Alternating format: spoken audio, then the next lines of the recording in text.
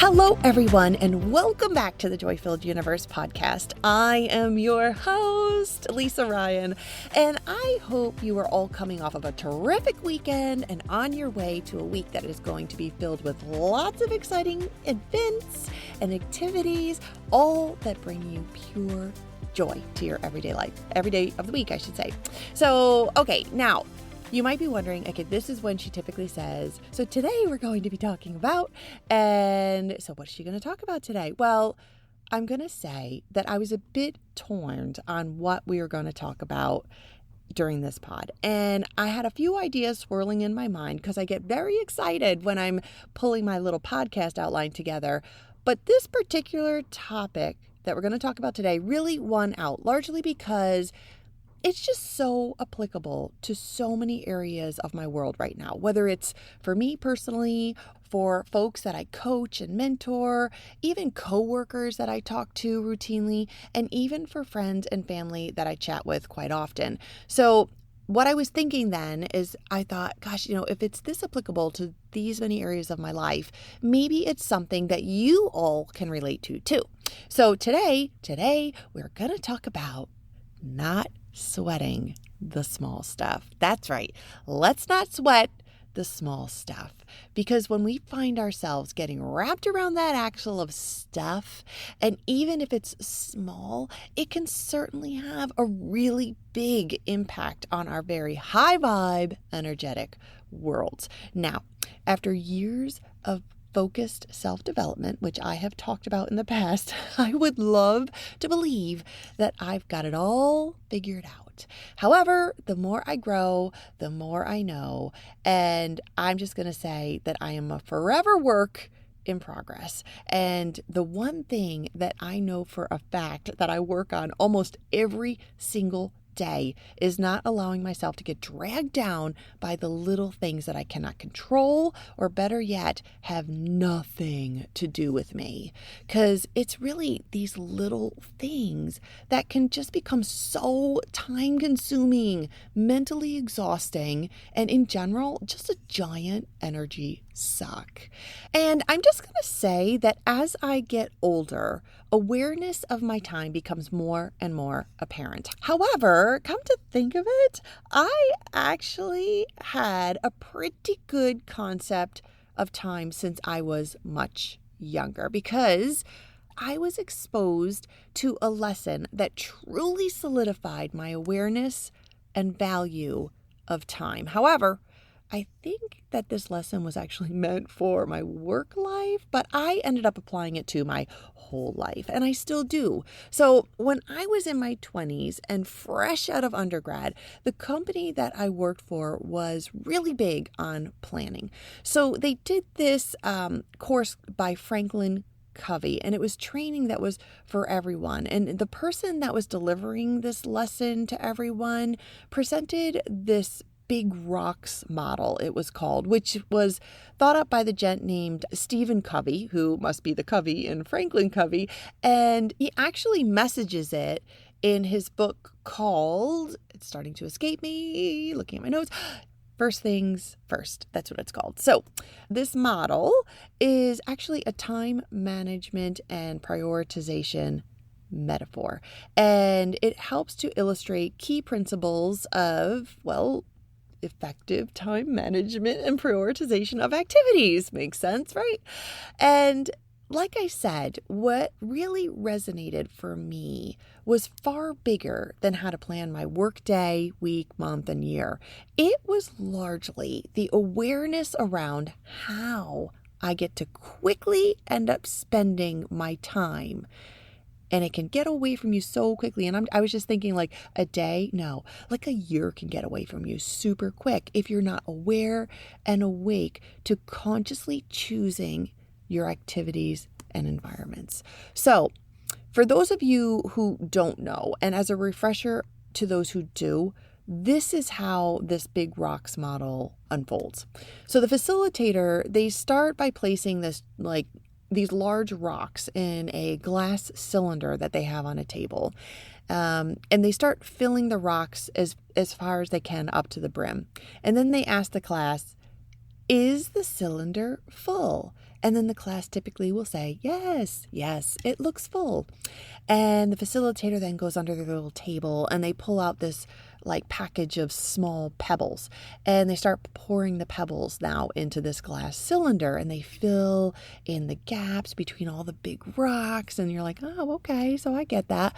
And then the facilitator will say, is the cylinder full now? And the class kind of hesitates because they're like, I'm thinking I'm supposed to say no. So they just say no because that's what they feel like they're supposed to say. And then the facilitator kind of smiles and they go under their desk again and they pull out now this little thing of sand, and then they start pouring the sand into the cylinder as well. And then the sand starts filling the smaller gaps between the pebbles and the rocks. And then they look at everyone and they say, okay, now is the cylinder full? So everyone's like, oh yeah, totally. Now it's full. And then the facilitator goes back under their table again and they pull out this pitcher of water. And so then they start pouring the water into the cylinder, and then that water just fills the tiniest spaces. And then the facilitator one last time looks at the class and says, now is the cylinder full? And everyone's like, yeah, it's totally full. And it's this time that they're actually correct. So there's that, right? Well, one extra curious thought that was kind of like the icing on the cake for me was, if the process is reversed and we put the smaller stuff in first, like the pebbles, the sand, and the water, there won't be any room for the big rocks. And this was why that stuck with me, because the big rocks are a representation of what matters most to us, whether it be our health, relationships, career, goals, hobbies that we love, our fur babies, you get the flick, all those things that we hold near and dear to our hearts and our souls. And if we don't make these things a priority, smaller, less significant activities like the pebbles, or worse yet, distractions like the sand and water, they will consume our time and our space, which will leave us with no room for what matters most in our lives. And now that cylinder, well, the cylinder for me, it is what represented our available time, the amount of time that we have to fill up our lives. And then, we also learned that our focus on order matters, right? Because by putting the big rocks in first, we ensure that our most important priorities are addressed and a big part of our lives. And if we choose to fill our time with the small stuff, or in this case, the sand and water, and even to a degree, the pebbles, we won't have any space, or in this case, time for what is really important to us. Now, that's really basically the Franklin Covey model. It does continue to get a bit more in depth. However, for the sake of today's pod, we are going to stop here, mostly because the point I wanted to make is this. We have agency over our lives. We get to choose how we spend our most precious resource, which is time. And the mystery that we all share as humans, and really anything on this planet that has a heartbeat, is that none of us know just how much time we are gifted in this human experience. So because of that, where do we want to spend our time? Where do we want to spend our precious time? Do we want to spend it on our dreams and our family, our significant others, our friends, our fur babies, careers, hobbies, goals and desires, and all of the other things that bring us so much happiness? Or do we want to focus on the small stuff, the largely insignificant distractions that can just easily fill up our space with little to no return on our time-consuming investment? Now, I don't even know if it takes a minute to think that one through, but if I have to think about it, I'm just going to say I'm sticking with the big rocks. So from the model perspective, this sounds like a very simple concept, right? Got it. Focus on the big rocks. I'm there. We're good. Yet I'm going to be the first to say that even when I know better, I can and do easily get distracted by the small stuff, that sand and water, those seemingly tiny things that happen during our days that have the ability to just throw us way off, like a received email message that felt a bit outside of the norm. Or how about a text message that we're waiting to receive and wondering if it's ever going to come? Maybe someone cut us off in traffic and then started yelling at us and flipping us off as if it was our fault. And how about that random shopping cart that can be found right into the side of our brand new car? Then if we're in a work or community setting, how about those people who just talk right over us in a meeting? You know what? That actually makes me nuts. And I'm just going to say it leaves us feeling small and insignificant. Or what about a deadline that we're working so hard to meet, and then upon submission, somebody says, "Oh, sorry, that due date got moved to next week, so we actually don't need it right now." Oh my God. And how about then just the general stuff, right? So you find out that there was a party at someone's home that you weren't invited to, but many of your friends or your colleagues were.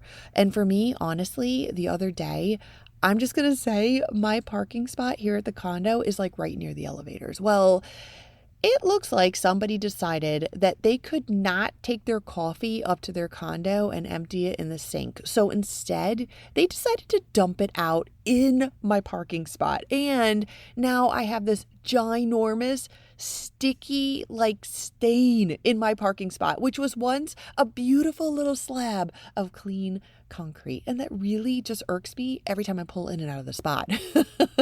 So I mean, the list here could just go on and on because there's so many subjects to fill it. It is endless. And I even bet that while I was kind of going through this list, I bet other ideas were popping into your mind because they kept coming into mine and I could have totally kept going. So when we experience these types of things, our whole day can suddenly feel tense and out of sorts because we become distracted by it.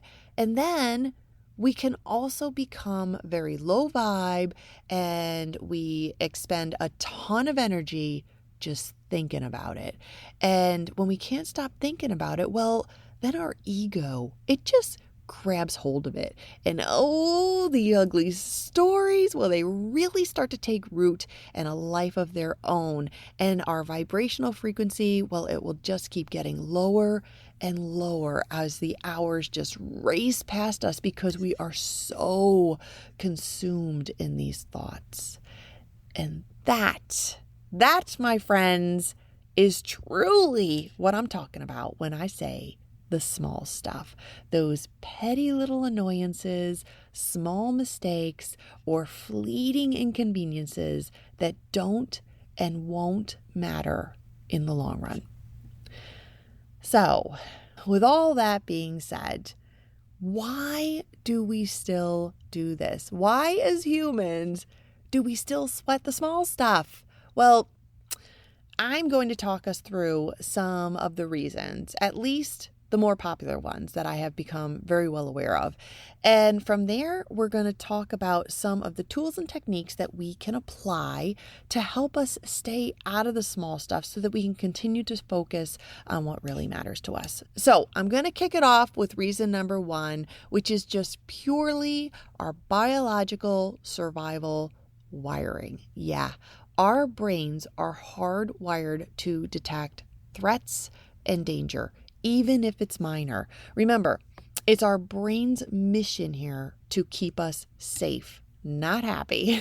So even small inconveniences like an odd text message or a weird tone in a friend's voice or a snag in our planned schedule or a flat tire or a shady DM, all of these things can trigger a fight or flight response. And what's truly interesting here is that our nervous system doesn't know the difference between scenarios like, oh my God, I can't believe that person didn't hold the door for me. I have a handful of groceries. Would it have killed him to hold the door for me? To, oh my God, I'm standing here in a closed room with a handful of groceries and there's a hungry tiger standing over there in the corner. Okay, you get the flick. So as a result, our body responds with stress.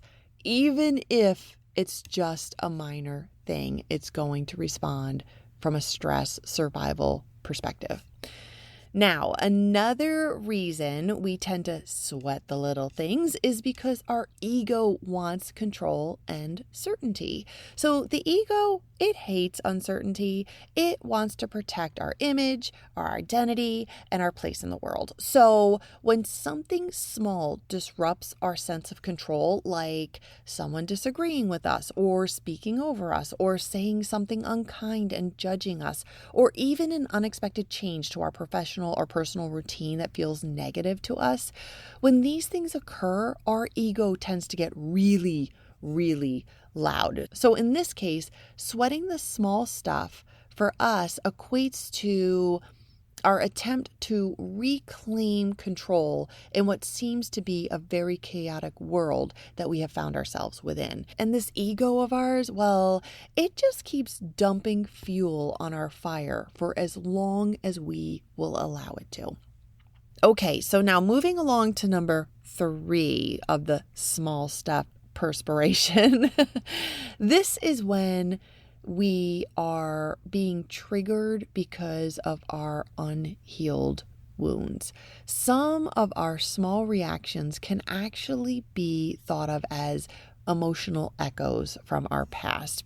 And a perfect example of that is say we have a coworker who cuts us off in a meeting and completely takes over the discussion by speaking over us, and say that they do this fairly routinely. Well, we are likely to feel pretty dismissed, and perhaps that triggers a feeling from a past relationship where we often felt insignificant and ignored. So in this case, the event is really small, yet the emotion tied to the event is big, and it cuts deep because it reminds us of a past experience that left a wound. And if this wound has yet to heal, our emotional response to anything that feels even remotely close to that past event can really create a negative response within us. Oof. Okay, now bear with, because we just got 2 more reasons why we as humans tend to sweat the small stuff. And then we're going to enjoy talking about the tools to counteract these reasons. So, cultural conditioning. By living in a productivity-obsessed, comparison-heavy, perfection-seeking world, many of us are taught or conditioned to really actually care about this. So whether it's looking to put together and wear the nicest clothing, or being liked by everyone, feeling perfect, fitting in, being the perfect weight, having the perfect body physique, and just hitting every goal and desire with no deviation, right? So our world can really keep us focused on these things. And when these little things become challenged for us, we get really stressed, because these actual cultural conditioning things, small things, matter inherently to us because we have been trained to believe that they do. The environments that we live in and the world of social media that surrounds us, all of these things, they train us that these little insignificant life disturbances can actually matter. And now the very last reason here that I feel is some of the most popular triggers for humans when sweating the small stuff is because it feels easier to face the small stuff and sweat the small stuff than facing the big stuff that matters to us. And what I mean by that is sometimes we sweat the small stuff because it feels safer than looking at the real things we need to address, like applying for a new and exciting job, or going solo to join a new social club or community. And how about looking into ourselves for our purpose that currently feels unfulfilled, or a relationship that we may have outgrown but don't want to admit it, or any dream for that matter that we're just too afraid to pursue. And we are behaving this way because focusing on small drama gives us the illusion of control and distraction from the real things, the bigger things that we know we need to address. Okay, so that was a bunch, but I'm going to try to sum it up this way. So the reason why we tend to sweat the small stuff, even when we know better, is because we are hardwired for safety. Our egos crave control. Social pressure can weigh on us. Our emotions can sometimes be unprocessed. And it feels safer to focus on small things versus the harder things, yet the important things that really mean something and need our attention in life. And now, before we get into some of the tricks that we can use to help us from sweating the small stuff, I just want to take a second and pause here and say, we are all human.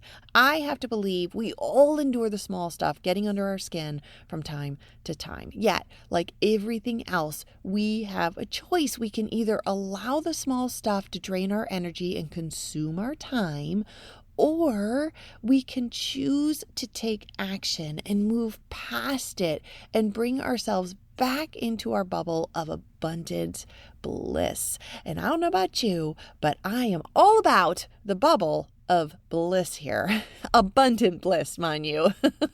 And since we are speaking of bliss, now let's talk about some of the actionable ways that we can navigate our world when we start to get caught up in the small stuff. So the first thing was biological survival wiring, right? Remember, our brain seeks safety, whether we're showing up as a tasty entree for a tiger or perhaps racing to a meeting while someone lets the elevator door close on us just before we get there. And they watch our face while we have this look of terror on it because we are now officially going to be late for our appointment. Yeah. That can be some of the small stuff that gets under your skin for sure. However, these small stressors, they activate the same physiological response as life-threatening ones. And so one way to counter that is to regulate our nervous system with something called pattern interrupts. And this pattern interruption directly signals safety to the brain. So a couple of ways to practice this is box breathing, right? So I like to do a little trace of a box just on any flat surface. They have little stickers that you can follow too, but it's very simple. You inhale for 4, you hold for 4, you exhale for 4, you hold for 4, and then you repeat. And if you repeat this 3 to 5 times, it calms you right down and it totally resets your brain. And now another technique is something called the vagus nerve taps. So really quick, the vagus nerve, if I'm remembering this correctly, is the longest cranial nerve in your body. It runs from our brainstem down into our chest or abdomen area, I believe, one or the other, or both, I'm not sure. And when we stimulate it, it can lower our heart rate, reduce anxiety, and release tension and restore calm. So you can do this by gentle rhythmic taps on your chest or collarbone. I do my collarbone to activate the calming effect. And you can even take it just a little step farther and you can fold in breathing or even quietly humming while tapping on your chest or collarbones. And it's actually quite soothing and can really help with calming down faster and making small stuff feel a whole lot less threatening, most especially in the moment. Okay, now we also discussed how the ego wants control. Our ego clings to perfection and control. So releasing that need can really help with building trust in the bigger picture. And a tool that we can apply here is to practice micro surrenders. So we can practice this by starting like a micro surrender ritual for small disruptions. Like when something isn't going your way, you can pause and say, I release control of this detail to the universe or God or whatever term you use to define your divine source. And 2 phrases that I routinely use are, I am safe, and the other one is, there's nothing wrong with me. Then physically do something to symbolize letting go. Like if you're looking at a text message, close the text application on your phone. I personally will clap my hands in a circle as I believe it breaks up the energy that is really not serving me.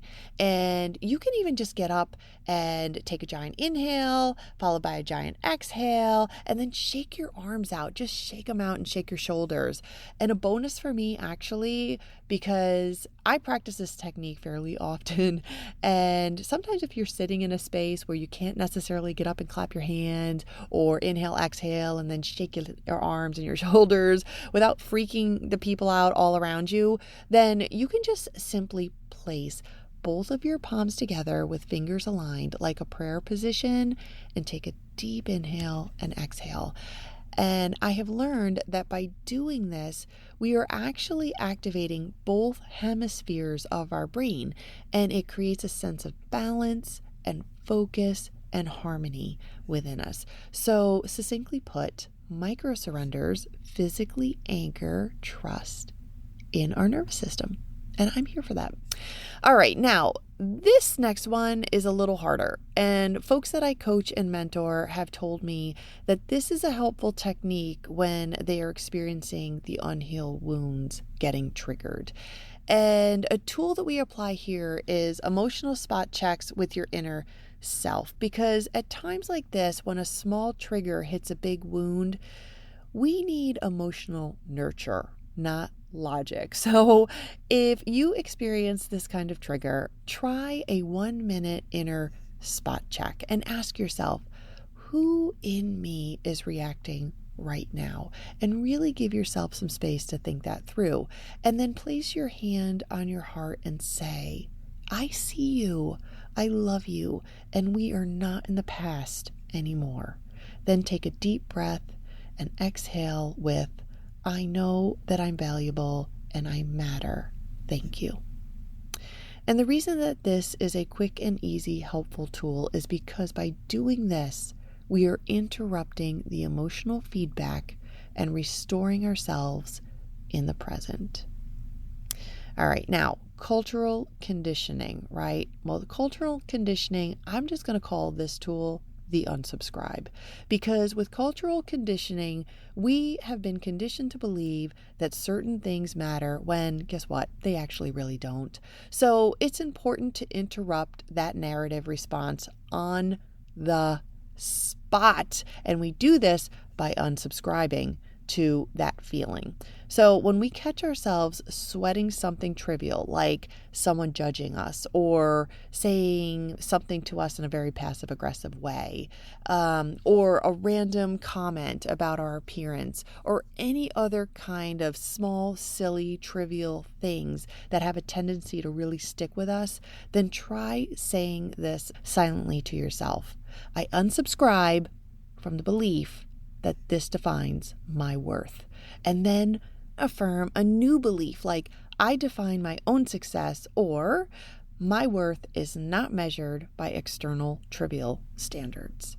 And now I'm just going to say that this tool can be used in a very similar way when we are addressing the desire to avoid bigger issues by focusing on the smaller problems instead. Except here we want to ask ourselves, what is the real thing I've been avoiding thinking about? Or you can also ask, is this small thing distracting me from the larger issue that I'm avoiding? And then call out that larger issue. Is it a career goal or a tough conversation that is necessary to restoring harmony in a relationship that's very important to you? Whatever it is, call it out for what it is. And then get up and move. Go for a quick walk, run down a flight of stairs and back up a flight of stairs if you're really feeling ambitious, and put on some music, dance for a little bit. Or for me, I'm just going to say, if I'm at home, I go and get my hula hoop and I will twirl for a little while because your girl is excellent at hula hooping. I just want to throw that in there shamelessly.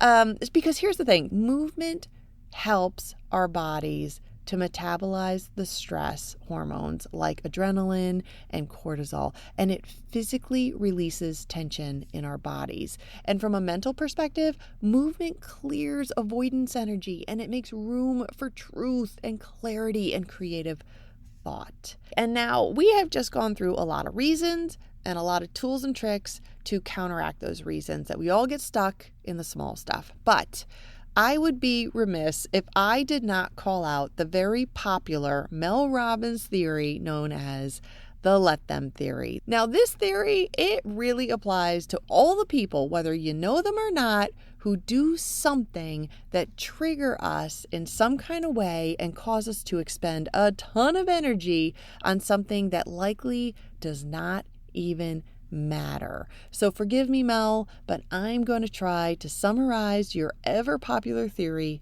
like this. You ready? Okay. So the let them theory is about releasing control over others' actions, opinions, or behaviors in an effort to reclaim our emotional energy and focus on what we can control, like our own choices and mindset. And by doing this, we are accepting that we can't change people. So we let them be who they are, which frees us from stress and overthinking, right? So let them cancel plans on us. Let them misunderstand us. Let them move a deadline. Let them cut us off in traffic and throw us the bird as if it was our fault. Let them not text us back. Let them stress us out. Let them be them. Because when we say let them, right, there's the other part that Mel tells us about, which is let me. So let me redirect my focus to what I can control. And by shifting our mindsets, we save our energy and time for what matters, like our goals and our overall peace. It's truly a liberating way to live. And the tool to practice this is this. You can say something like, let them cancel plans with me last minute, and let me use this time to work on personal projects. Or let them obsess over the small details and let me keep my eyes on the big picture and what drives my progress.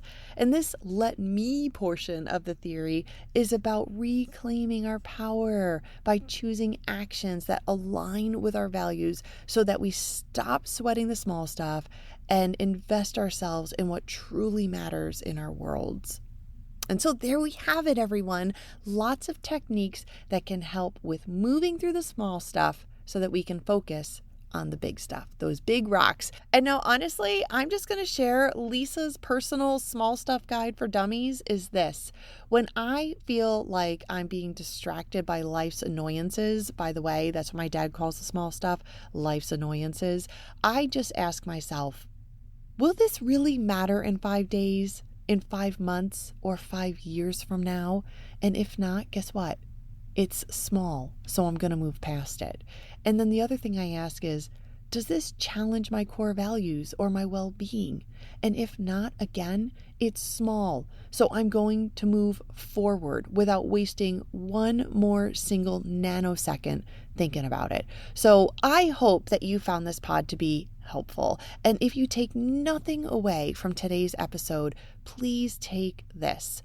Our time in this human experience is truly the silent currency of life. It is irreplaceable and it is the most precious resource that we have. So let's use our time in all ways that fulfill us and bring us joy. Sure, we are human. We are all human, and we can all get pulled into that petty drama of trivial life occurrences every now and again.